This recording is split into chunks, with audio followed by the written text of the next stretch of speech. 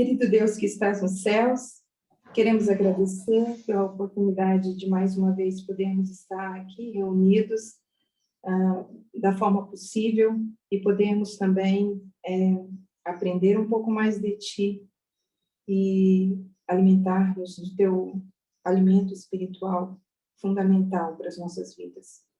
Te pedimos uma bênção especial sobre este estudo, sobre mim, sobre cada um de nós, e que possa servir para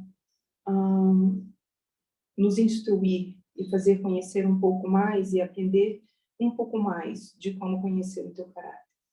Nós te pedimos e agradecemos em nome do amor de Jesus. Amém. Então, a gente, fazendo uma revisão, a gente pode se recordar que na aula passada, no estudo passado, nós começamos com história, né? E que o objetivo desse estudo, que é um complemento dele, era trazer, fazer com que nos convidar para que nós, através da história bíblica, e que a gente sabe que é profecia e que é parábolas, e com a metodologia certa, nós fôssemos capazes de refletir sobre o amor de Deus por nós e como Ele nos guia com esse amor e nos trazer a uma fundamental reflexão de nosso relacionamento com Deus, através dessas histórias e de todos os personagens que ali o representam através de símbolos e figuras e através da revelação que os profetas nos trazem. Então, a gente começou com uma história de Lúcifer. Eu vou interromper só um minutinho para dizer que vocês podem me interromper, pedir a fala, se vocês quiserem, tá bom? Vai ser um prazer. Mas eu vou dar uma continuidade um pouco mais rápida, embora eu deseje ser bem clara, para que nós possamos ver tudo o que eu quero passar. Então, a gente começou com a história de Lúcifer, né? E a gente identificou que o que fez Lúcifer ter todas aquelas reações, aquelas práticas de lutar contra o próprio Deus, de invejar Jesus, foi a permissão de que as faculdades baixas se sobrepusessem às faculdades superiores, né? As faculdades inferiores. E a gente foi seguindo uma linha muito clara da onde leva esse erro, essa escolha errada, e leva ao declínio, né? A gente viu também, e eu não citei, mas aqui eu ainda vou citar no momento oportuno, um pequeno texto de Ellen White sobre o que acontece quando a gente permite que as faculdades inferiores se sobreponham às faculdades superiores. A gente viu muita coisa interessante de se ver, mas o que ficou mais, que eu acho que fica mais forte, é o amor de Deus por nós, a luta de Deus por nossas vidas, né? Então, o que acontece é que chega no processo em que Adão e Eva, sabendo de tudo que havia acontecido, da guerra no céu, da expulsão de Lúcifer, e que eles seriam tentados, de tudo que eles foram avisados, mesmo assim eles fizeram a escolha de comer do fruto, o fruto da árvore do bem e do mal. É uma árvore que estava próxima da árvore da vida, né? A gente viu que eu cheguei a falar do plano da redenção, que Jesus foi a Deus, e Deus, com muita dificuldade, muita dor, cedeu o seu Filho para que ele pudesse interceder por nós e nos conceder vida novamente, nos tirar da condição de sermos mortos para sempre. Então, os anjos, eles ficam muito tristes com a revelação de Jesus, de que Jesus se entregaria pela raça humana.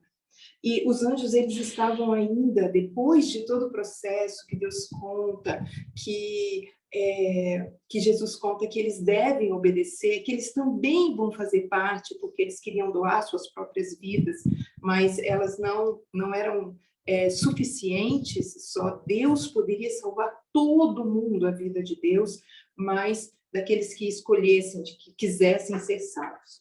Então, eles estavam interessados agora na salvação do homem, né?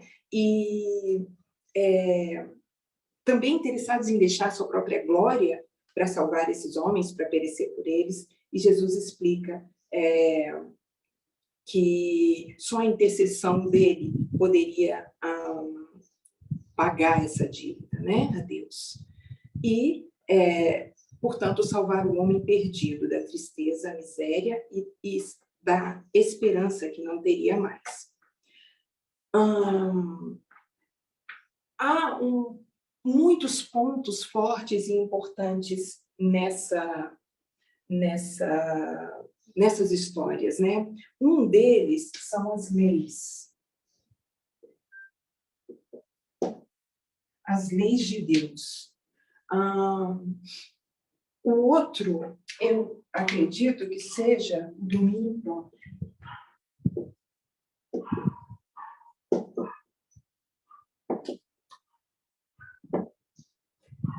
E, à medida que for passando, eu vou colocar mais coisas. Então, Satanás, ele se regozijou. Por quê? Primeiro, é impossível alterar ou mudar a lei de Deus, mesmo que seja para salvar o homem perdido. Por isso, Jesus traz o plano da redenção. Então, Satanás, ele se regozija com os seus anjos pela queda do homem. Então, ele acha que o fato dele conseguir tirar Jesus da posição dele e trazê-lo para a Terra, ele vai poder tentá-lo, né, e vencê-lo. Mas uma coisa interessante com relação às leis é que a lei de Deus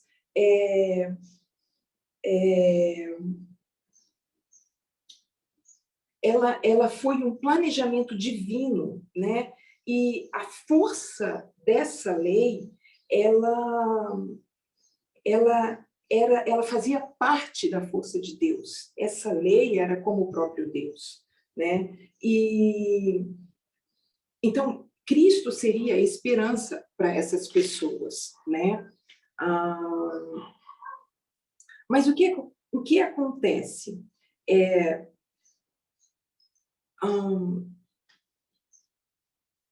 A fé no mérito de Cristo, né? O que ele queria trazer como esperança para a gente era que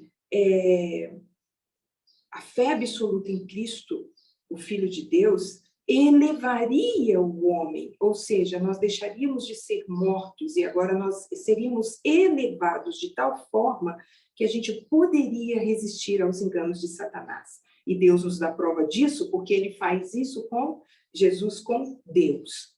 Então, um período de graça ser-lhe-ia concedido, pelo qual, mediante uma vida de arrependimento e fé, isso seria para a raça humana, na expiação do Filho de Deus, ele pudesse ser redimido de sua transgressão da lei de Deus, e assim ser elevado a uma posição em que seus esforços para guardar a lei fossem aceitos. Haveria muito esforço? Com certeza. Então, quando Adão e Eva compreendem quão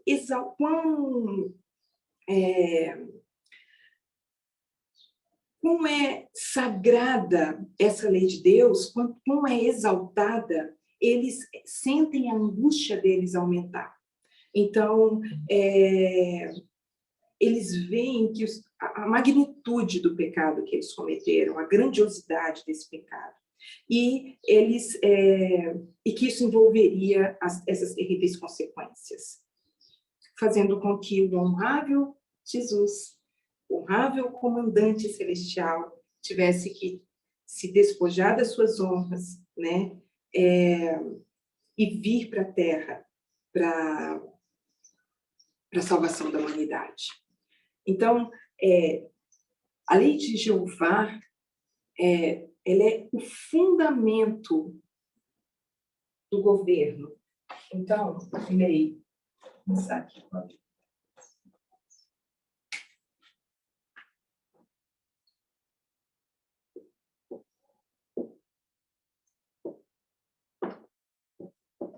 É o fundamento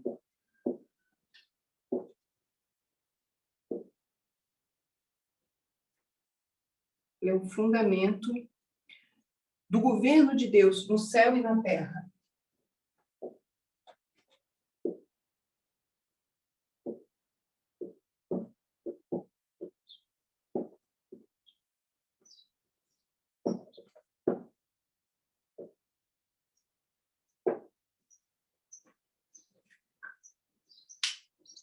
E como eu disse antes, essa lei, ela é tão sagrada quanto o próprio Deus.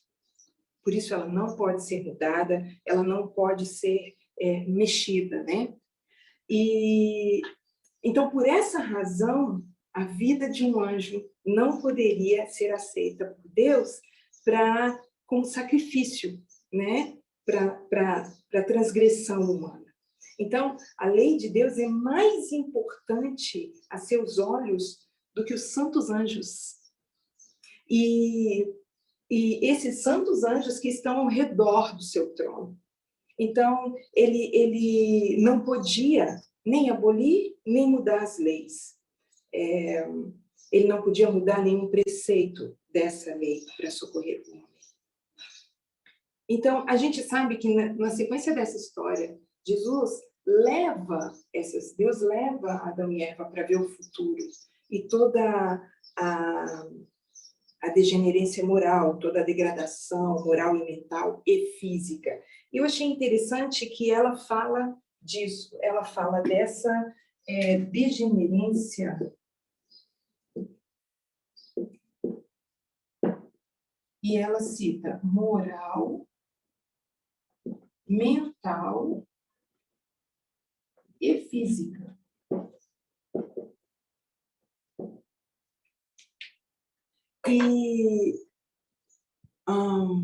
Então, os dias dos homens, eles foram encurtados consideravelmente, né? A raça, então, ela foi grandemente rebaixada a um ponto inferior, quase que sem valor, né? Então, veja, Jesus vai vir e vai nos elevar e vai nos proporcionar o valor novamente. Então, por que isso aconteceu? Por causa da condescendência. E aí ela cita aqui, condescendência da mente carnal, né? Ou seja, as nossas faculdades inferiores estão sobrepostas às faculdades superiores e elas estão governando, nesse caso, nessa história. Contudo, não obstante a debilidade e enfraquecimento do poder mental, moral e físico da raça humana, Cristo, ele foi fiel ao propósito pelo qual deixar o céu. Então, Deus se mantém a sua promessa, né? Pelos fracos, pelos desvalidos, pelos degenerados, por essa raça, essa espécime de degenerados humanos, e convida-os a ocultar nele suas fraquezas e grandes deficiências. Se vierem a ele suprirá todas as suas necessidades. Então, se a gente for para Lucas 11:9, que é quando Deus diz que buscar-me-eis e achareis, se me buscardes de todo o vosso coração, Lucas 11:9, e também 1 Coríntios 16:11.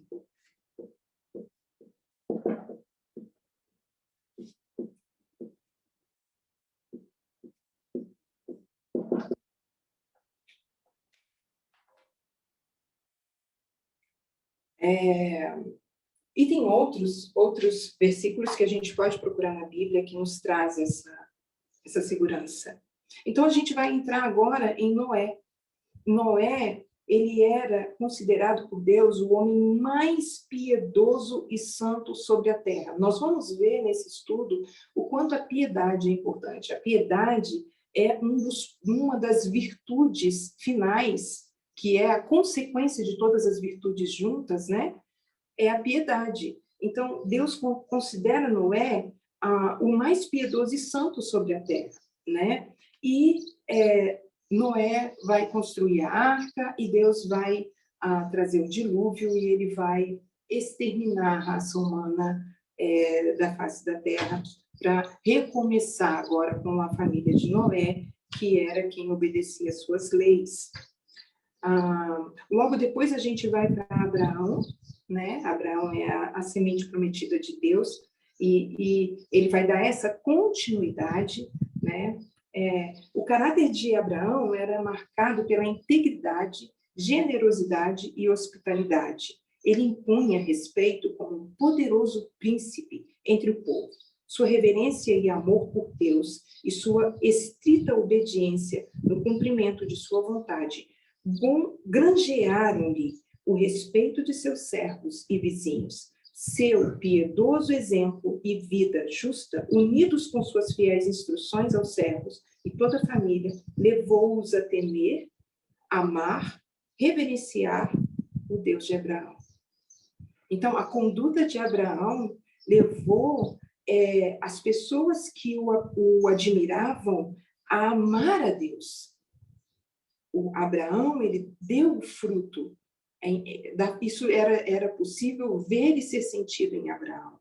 Então, ele trouxe essa glória, ele mostrou a glória de Deus para essas pessoas, e essas pessoas amaram a Deus, reverenciaram a Deus através de Abraão. Então, qual é a promessa de Abraão? Primeiro, Deus promete que a descendência de Abraão vai ser maior que o pó da terra. Que se fosse possível contar, então essa seria a descendência de Abraão. E Abraão, ele, antes disso, porque ele tem uma esposa, e Ellen White é clara em dizer que Deus, ele deu a Adão uma única esposa. Então, dessa forma, Deus está mostrando, pela sua lei, que nunca ele designou para o homem a pluralidade de esposas. Então, isso acontece, no caso, com Lameque, e posteriormente, isso também acontece com Abraão. Quando Deus diz que a descendência dele dará a terra, Abraão não entende. Ele interpreta que, como ele não tem filho e a sua esposa é muito idosa, eles não vão ser capazes de ter filhos, né? E com a atitude de Lameque e a descendência crescendo, né? Nascendo muitas mulheres, e isso crescendo, eles tomavam para si esposas, qualquer esposa que eles escolhessem, né? Então, este foi um dos grandes pecados desses habitantes do velho mundo. O que é isso? Isso é transgressão da lei de Deus, né? Isso já faz parte, isso já está sendo embutido no povo de Deus. Então, isso atrai a ira de Deus sobre eles. Mas o que acontece é que os homens justos vão também caindo nessa prática, né? E eles começam a ter pluralidade de pessoas, de esposas, né?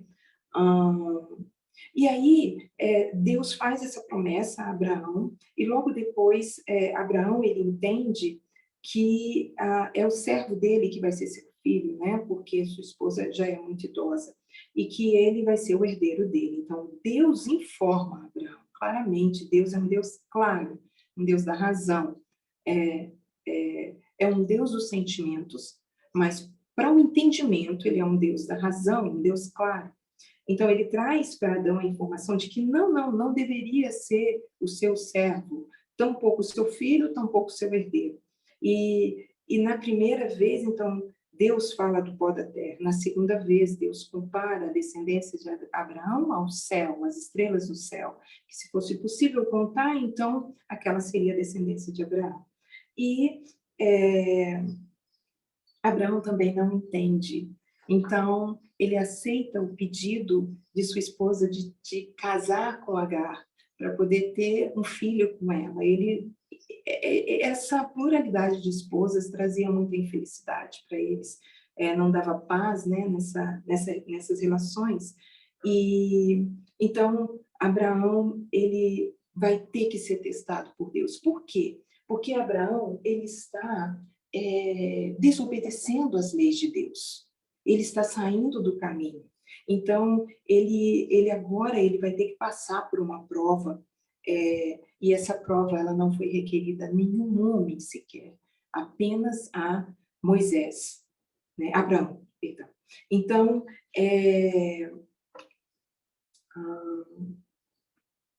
o que Deus queria é que Abraão pacientemente esperasse a promessa de Deus, né? E não foi o que aconteceu. Então, essa promessa, Deus disse que seria cumprida em Sara, né? Quando Deus fala, ele não fala a ninguém, ele não fala que vai ser outra pessoa, outro filho, é uma descendência deles, né? E aí Deus prova Abraão,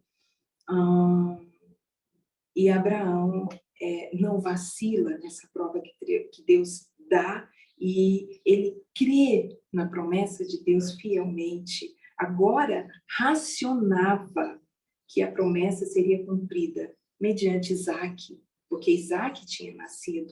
Então, ele cria que mesmo que Deus matasse Isaac, ele iria cumprir essa ordem, Deus o ressuscitaria, né? E então ele podia dar-lhe vida outra vez. E isso implica em obediência à lei de Deus. Então, Abraão agora volta a obedecer à lei de Deus e cumprir a lei de Deus, né? Essa ordem que lhe foi dada o poliu também. Então, o que significa obedecer? Obedecer significa submeter-se à vontade de outra pessoa. Nesse caso, eu levaria para submeter-se à vontade de Deus. Submeter-se, então, à lei de Deus. Ou obedecer às normas vigentes. Seriam as leis de Deus. Eu vou dar um salto, passar por Jacó e Esaú, né, para ganhar tempo, e se der, eu volto. Os filhos de Israel. Então, antes de voltar, eu queria deixar por último. Bom, os filhos de Israel, eles vão ser resgatados, né, do Egito. Para serem resgatados, eles precisam ser levados para o Egito. Então, o que acontece é que nós vamos começar com a história de José, né? José, ele dava ouvidos às instruções de seu pai, ele temia o Senhor, né? Ele era mais obediente aos justos ensinamentos do pai do que qualquer de seus irmãos, seu pai homem, né? Ele entesourava as instruções de seu pai com integridade de coração. Ele amava obedecer a Deus, né? E ele afligia-se com a conduta errônea de alguns dos seus irmãos, né? José, ele inocentemente começa a falar dos sonhos que Deus dá para ele e para seus irmãos, onde ele cita que ele sonhou com trigos, com os molhos de trigo que ficariam, se inclinavam perante ele, os deles se levantariam e esses outros se inclinariam perante ele. E o outro sonho é que ele sonhou que o sol, a lua e 11 estrelas se inclinariam perante ele. E ele conta isso para a família, né? E os irmãos começam, o pai guarda no coração, mas os irmãos começam a ficar pensativos com relação a isso. Eles não querem servir José. Então, o que causa na mente desses irmãos, né? Eles vão amadurecendo isso, eles vão pensando nessas coisas, até que a vontade deles agora não era mais agredir José ou outra coisa, era matá-lo. Mas eles se contentam em vendê-lo finalmente como escravo, né? E José, ele se torna um grande governador, né? Então, pela boa conduta de José, e ele sabia que os seus sonhos se cumpririam em algum momento, ele tinha fé em Deus, ele temia Deus, então Deus fez cumprir aquilo que eles nunca desejariam que se cumprisse, e que ele tivesse o domínio sobre eles, como seria. Então, Deus não deixou José sozinho no Egito. Deus mandou anjos, né, prepararem o caminho para sua recepção. E ele foi, então, oficial, servo do oficial de Faraó, Potifar. E ele foi que era o capitão da guarda de Faraó, Potifar. Né? Ele foi comprado por Potifar, dos ismaelitas, e o Senhor esteve com José, prosperando, dando as suas posses, né? Porque José era um homem rico, confiados aos cuidados de José,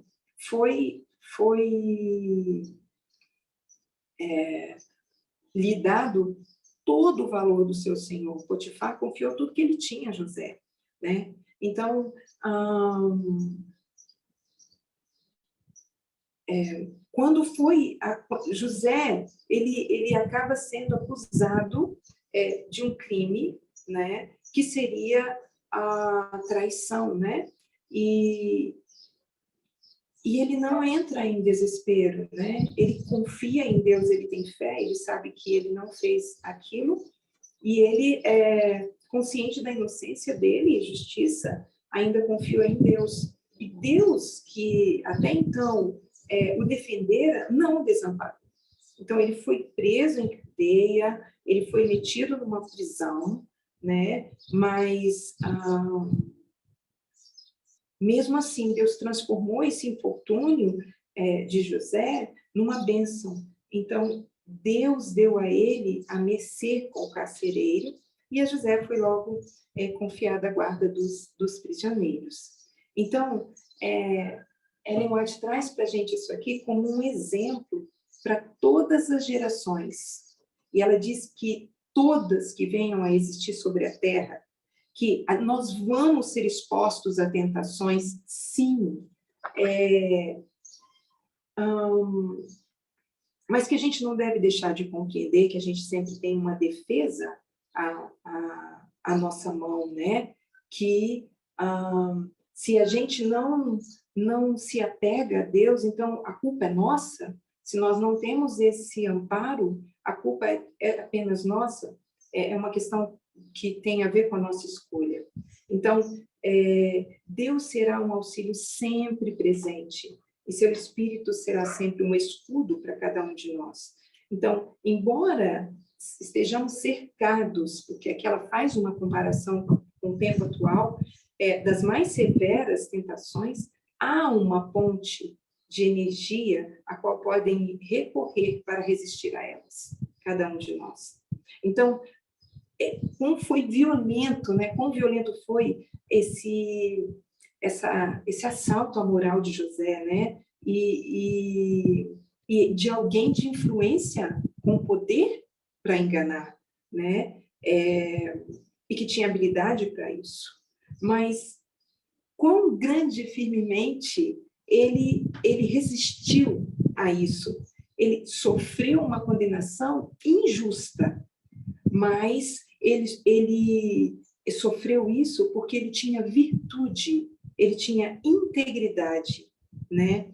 E eu queria um pouquinho que a gente entendesse o que é virtude. E virtude é característica do que está em conformidade com o correto.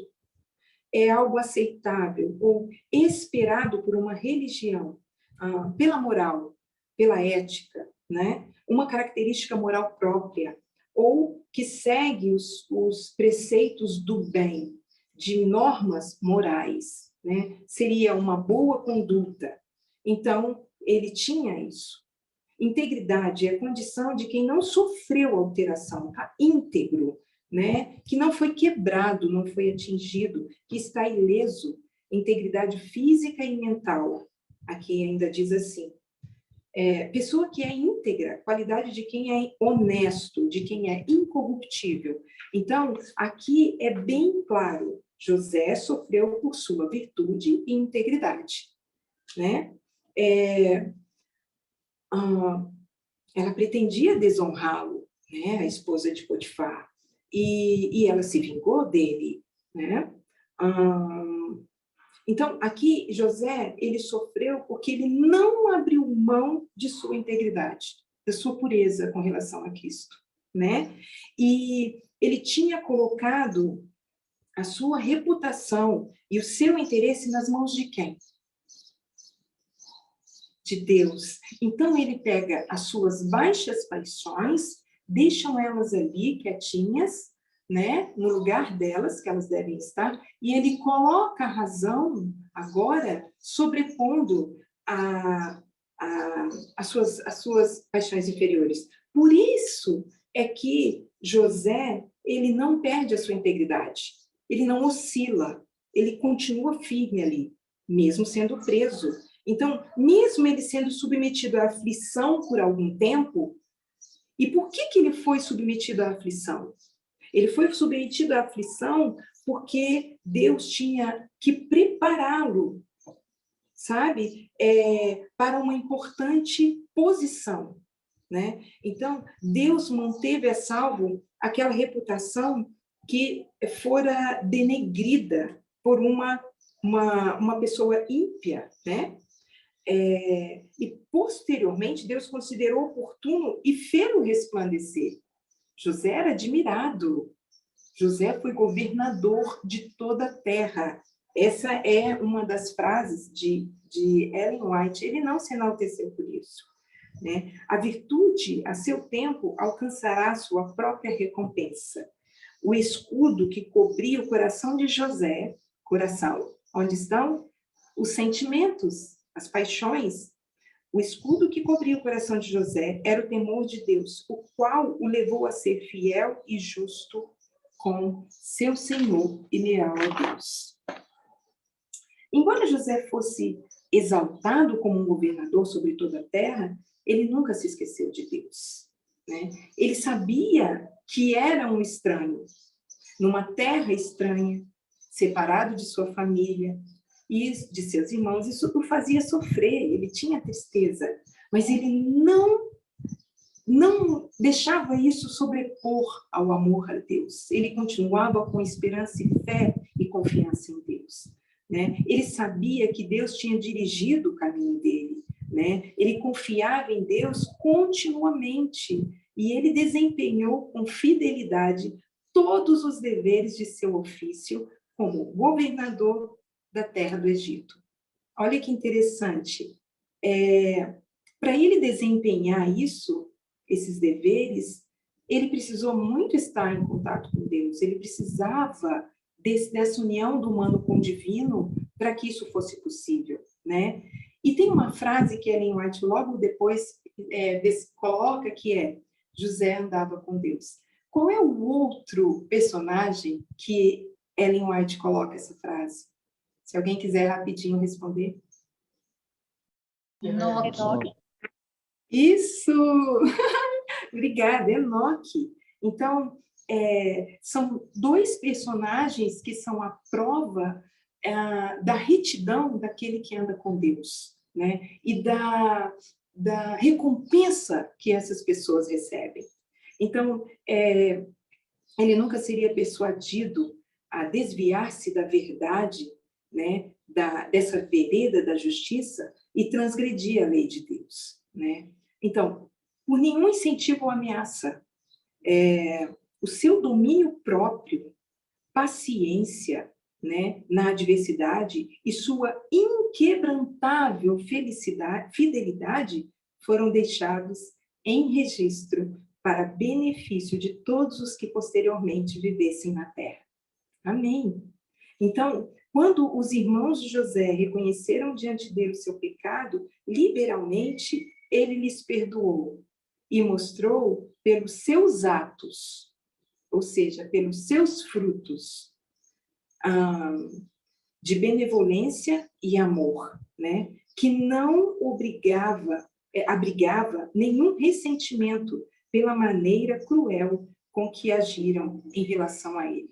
Então, a gente pode voltar, se vocês relembrarem, o que levou Satanás a, no final, ele começa a ter pensamentos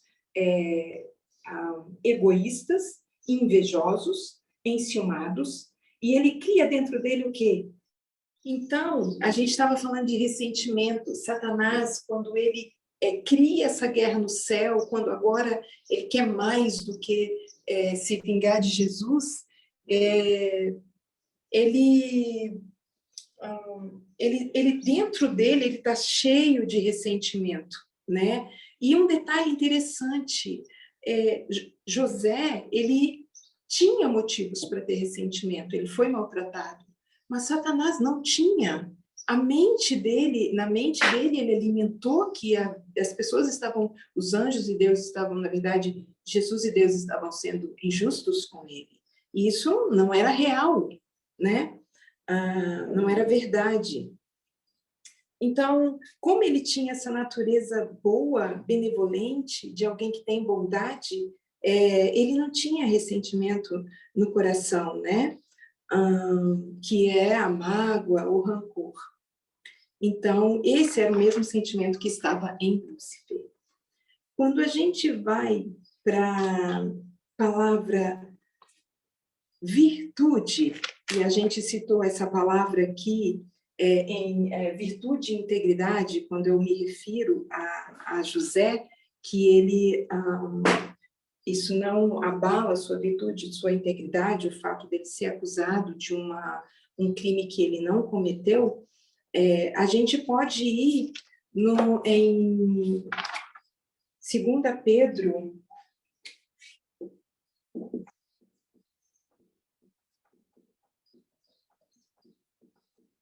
2 Pedro 3, 1, 3 e 4. Né? O que vai dizer ali, que eu acho tão lindo? Se alguém puder ler, 2 Pedro 3 e 4. 2 Pedro 1, perdão, 3 e 4. Visto como o seu divino poder nos deu tudo que diz respeito à vida e piedade, pelo conhecimento daquele que nos chamou pela sua glória e virtude, pelas quais ele nos tem dado grandíssimas e preciosas promessas, para que por elas fiqueis participantes da natureza divina, e havendo escapado da corrupção, que pela concupiscência há no mundo. Amém. Então, pelo poder divino de Deus, ele diz que ele nos dá tudo, né, que diz respeito à vida e piedade. E ele diz que pelas quais ele nos tem dado grandíssimas e preciosas promessas. Pelas quais o quê? Ele está se referindo ao poder que Deus nos deu. Que poder é esse?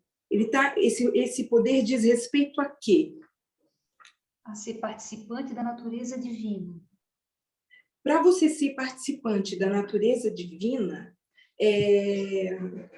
esse poder vem de onde? Deus, quando ele dá o seu divino poder para todos, para tudo que diz respeito a quê? Quando seu divino poder ele nos é dado, ele está direcionado a quê? O que representa esse divino poder? Conhecimento. Conhecimento. Conhecimento. O conhecimento traz para a gente o quê? Por que Jesus ele vai se colocar no nosso lugar que teremos a morte eterna para que nós nos levantemos? O que o conhecimento traz? Virtudes. Virtudes, ok. A gente sabe que a virtude ela é a característica do que é correto, do que é aceitável. Então, quando Deus ele traz esse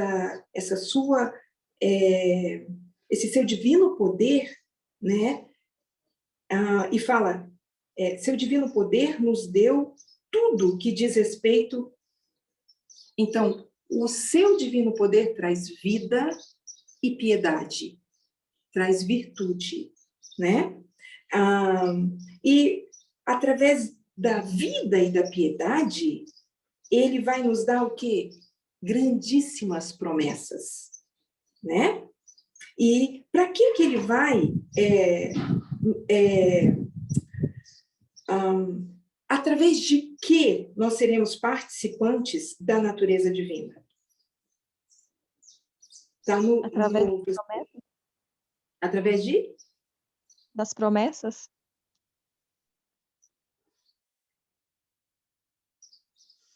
Ele nos tem, visto como seu divino poder nos deu tudo que diz respeito à vida e piedade, pelo conhecimento daquele que nos chamou pela sua glória e virtude, pelas quais ele nos tem dado grandíssimas e preciosas promessas, para que por elas fiquei participantes da natureza divina. Esse para que por elas é pela vida e piedade. Tá? Ele, pela vida e piedade, se a gente lê da seguinte forma, visto como seu divino poder nos deu tudo que diz respeito à vida e piedade, pula. Aí vai ter, pelas quais ele nos tem dado grandíssima, a gente pula. Então, porque para que por elas fiqueis participantes da natureza. Por elas quem? Esse divino poder que está na vida e na piedade, né? Por elas, através delas, é que ele vai nos dar as preciosas promessas. É que nós vamos crer nessas preciosas promessas. Deu para entender? Deu para entender, sim, Rose. Antes, numa leitura mais apressada, a gente confundia achando que era pelas promessas. Agora eu consegui captar. Amém. Então, quando a gente, andando um pouquinho mais nessas histórias, obrigada, Gi. A gente sabe, então, que José ele é um exemplo de quem andava com Deus. Essa frase de José andava com Deus, eu acho que não foi por acaso, é para a gente se lembrar também de Enoque, né? E a gente chega, então, em 2 Pedro. Então, agora a gente vai para 2 Pedro 1:8. Se alguém puder ler para mim. Porque se em vós houver e abundarem estas coisas, não vos deixarão ociosos, nem estéreis no conhecimento de nosso Senhor Jesus Cristo. Obrigada. O Rê, é 1 Pedro, é 2 Pedro? 2 Pedro 1, 3 e 4. E depois, 2 Pedro 8. Tá? É isso.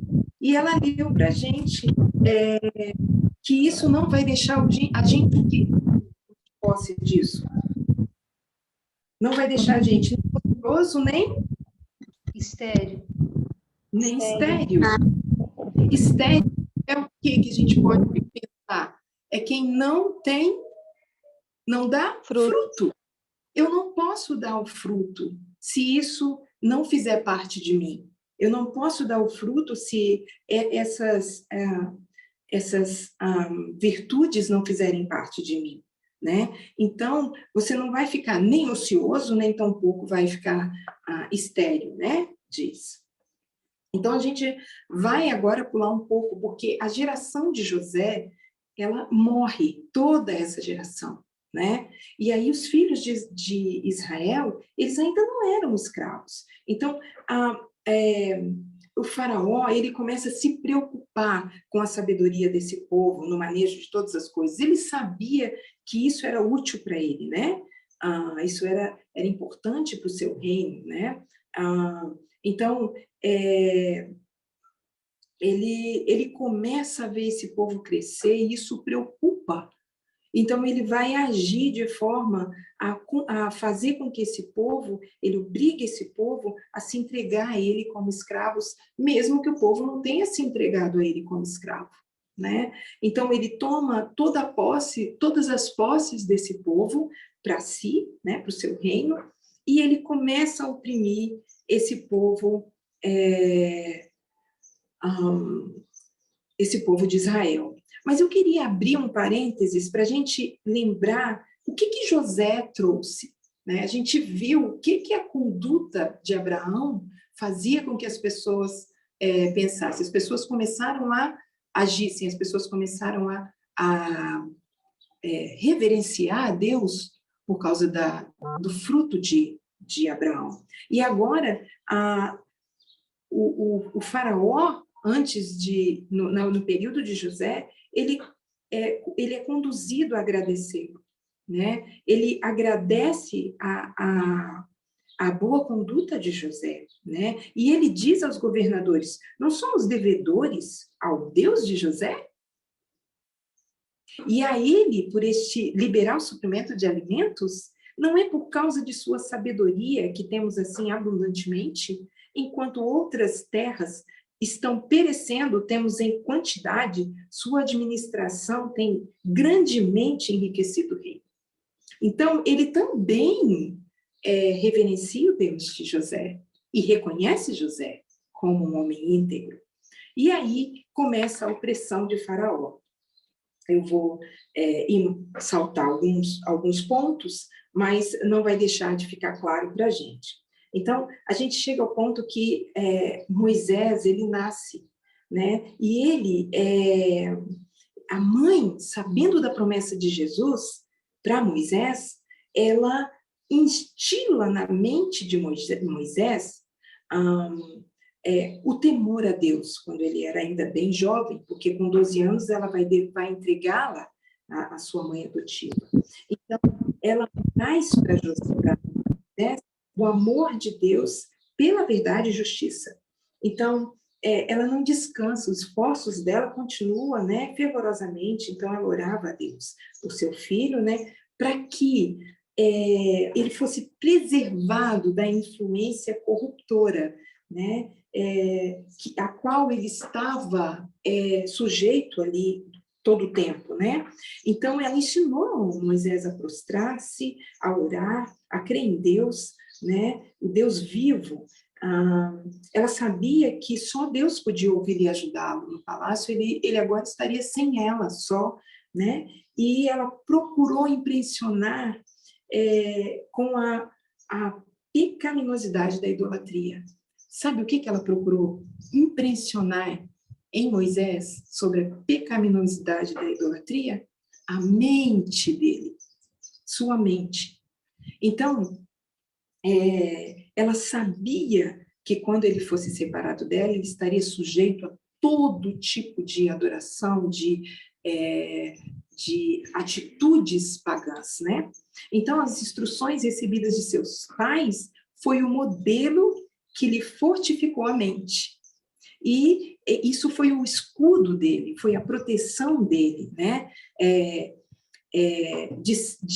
A proteção dele de ser exaltado. O que é ser exaltado? É quando você olha para você mesmo. A gente, como Satanás, ele queria ser exaltado, né? Ele queria ser exaltado mais que Jesus, e agora mais do que Deus, ele queria o lugar de Deus. Então, ele olhava para si próprio, seu orgulho, né? E o que acontece é que o modelo que fortificou a mente de Moisés e transformou num escudo, né, para sua proteção de ser exaltado e, portanto, corrompido pelo pecado,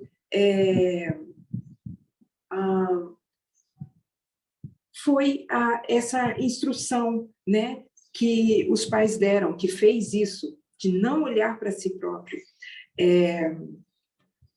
E não se sentir um soberbo, não se tornar um soberbo em meio a tanto esplendor, extravagância, né, de uma vida na corte, como era. Então, ele possuía, olha que interessante, a mente clara e o coração compreensivo, e nunca perdeu as piedosas impressões recebidas na juventude, né? O faraó esperava elevar ao trono esse neto, né? Ele educou-o para estar à frente dos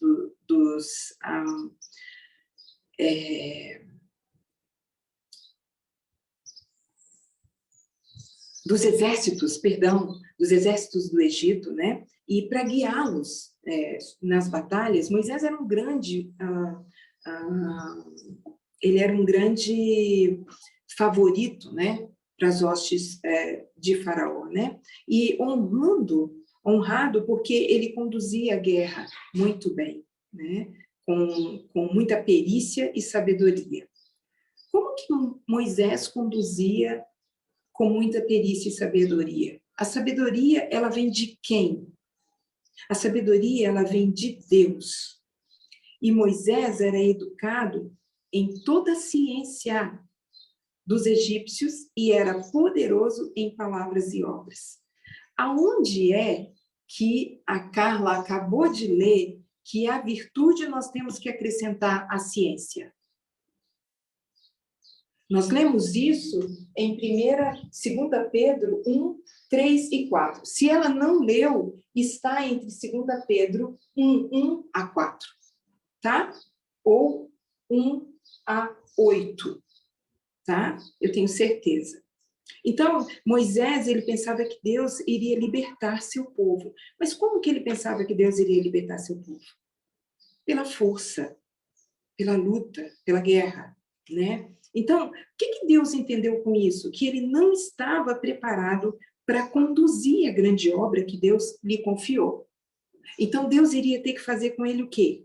Ele não podia deixar imediatamente a corte do rei e os privilégios que lhe eram garantidos como um neto do rei para realizar o trabalho especial de Deus, né? Ele tinha primeiro, e aí Ellen White diz, ele tinha primeiro que encontrar tempo para obter experiência e ser educado na escola da diversidade e da pobreza.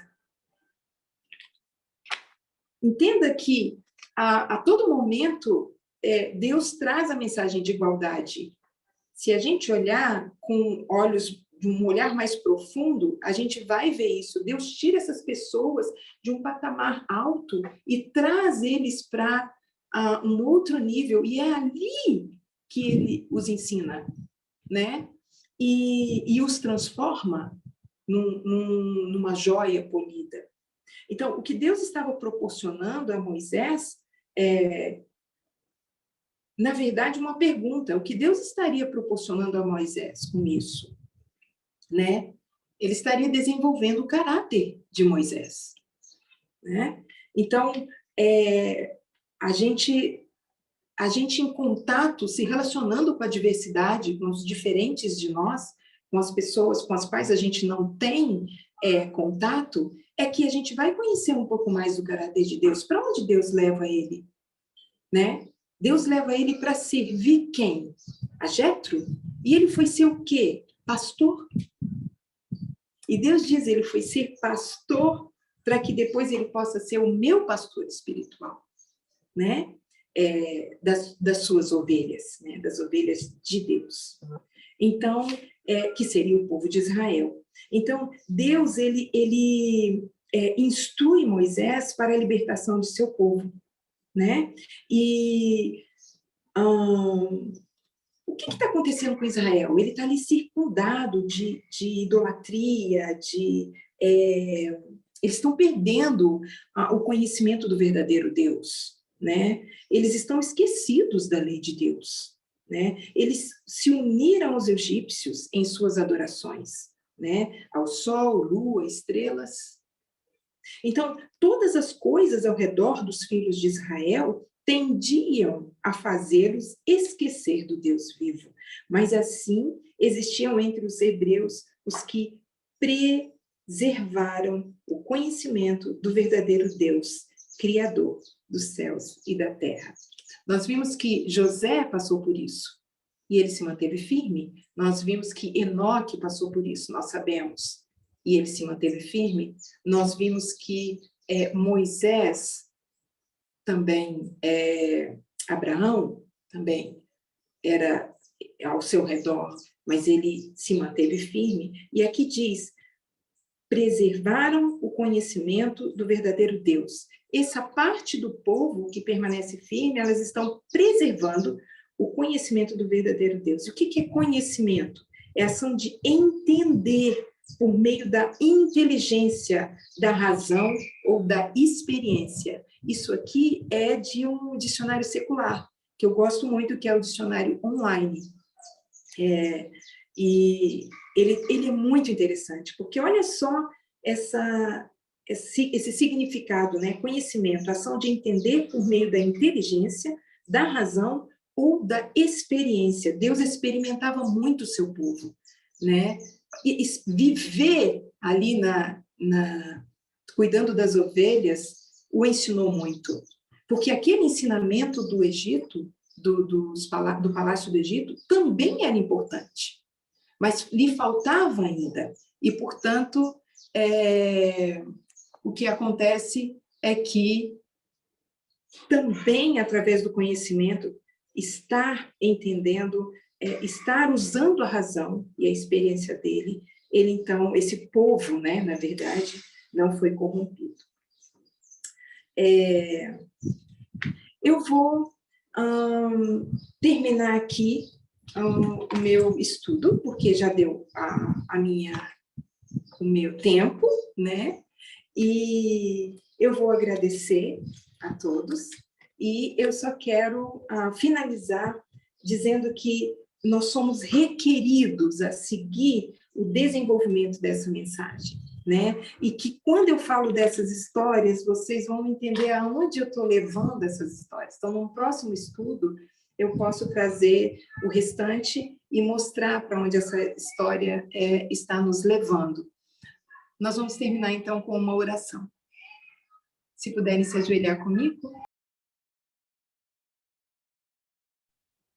Querido Deus que estás nos céus, queremos agradecer ao bondoso Deus por tão maravilhoso amor que tens por nós, porque cada palavra, cada linha, cada história, cada personagem é o próprio Deus, é a Ti mesmo, nos ensinando, nos mostrando, nos trazendo as informações que precisamos para que possamos estar em retidão, possamos estar nos moldando e conhecendo um pouco mais do Teu caráter e, consequentemente, moldando também o nosso caráter através do Teu Santo Espírito.